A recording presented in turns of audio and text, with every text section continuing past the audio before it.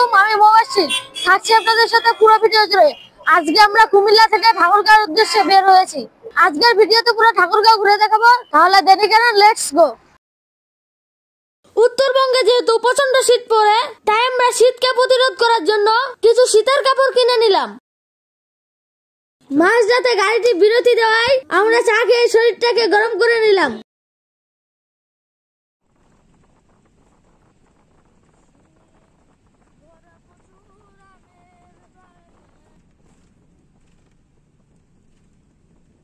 ভোরের আলো ফুটার সাথে সাথে পৌঁছে গেলাম আমাদের গন্তব্যস্থল প্রাণের ঠাকুরগাঁও জেলায়।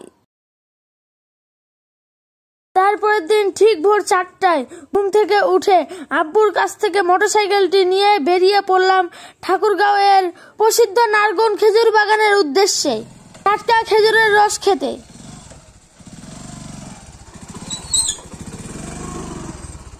প্রচন্ড শীত আর কুয়াশাকে উপেক্ষা করে গিয়ে পৌঁছলাম নারগুনের খেজুরের বাগানে। দূর দূরান্ত থেকে অসংখ্য মানুষ ছুটে এসেছে খেজুরের রস খাওয়ার জন্য।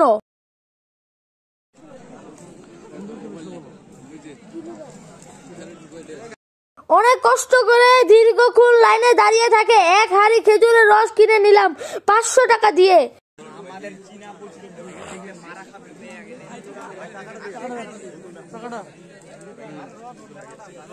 আমরা চলে আসলাম নারগুন খেজুর বাগানে। আমরা অনেক কষ্ট করে কিছু খেজুরের রস জোগাড় করেছি। খেজুর গাছের নিচে বসে আমরা 3 জন তৃপ্তি সরকারের রস খেলাম। পুরো অস্থির মাখন অস্থির। বিশাল বড় খেজুরের বাগান, দেশ বিদেশ থেকে অসংখ্য মানুষ আসে খেজুরের রস খাওয়ার জন্য।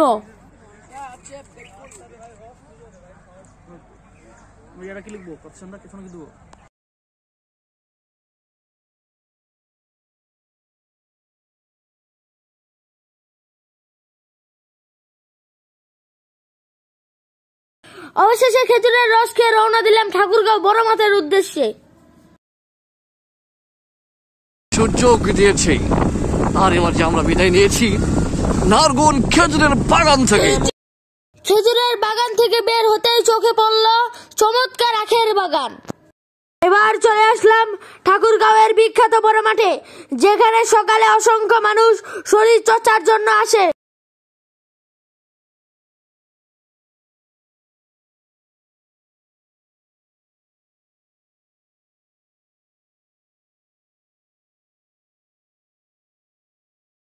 সুযোগ পেয়ে আমি আর মাহফুজ চাচু একটু জগিং করে নিলাম।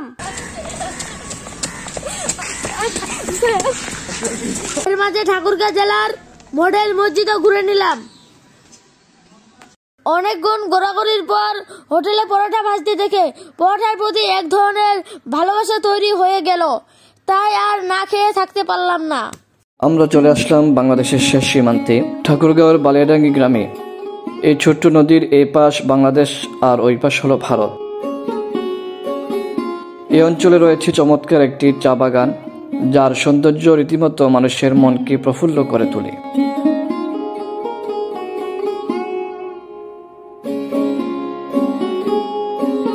তারপর চলে আসলাম হরিণবাড়ি অঞ্চলে ঐতিহ্যবাহী প্রাচীনলতা সূর্যপুরী বড় আম গাছ দেখার জন্য, যে গাছটির বয়স প্রায় 200 বছর।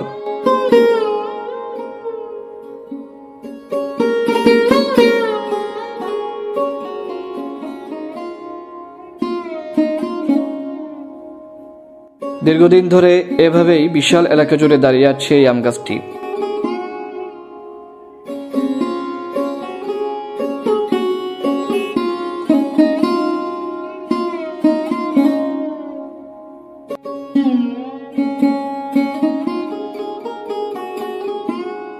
আমাদের ভাতিজা মুবাশশির অনেক কষ্ট করে গাছটিতে উঠতে পেরে আনন্দিত হয়েছে। এখানকার যে বিষয়টি আমাকে অত্যন্ত আশ্চর্যিত করেছে সেটি হচ্ছে এখানকার যুবক ও বৃদ্ধ সবাই নিজস্ব মোটরসাইকেল অথবা সাইকেল ব্যবহার করে। ঐতিহ্যবাহী শালবন, যেটি ঠাকুরগাঁও জেলার রানীশংকৈল উপজেলায় ৪ নং লেহেম্বা ইউনিয়নে অবস্থিত। দূর দূরান্ত থেকে অনেক পর্যটক আসেন এই শালবনটি দেখতে। পাখির কিচিমিচির শব্দে পর্যটকদের মন জড়িয়ে যায়।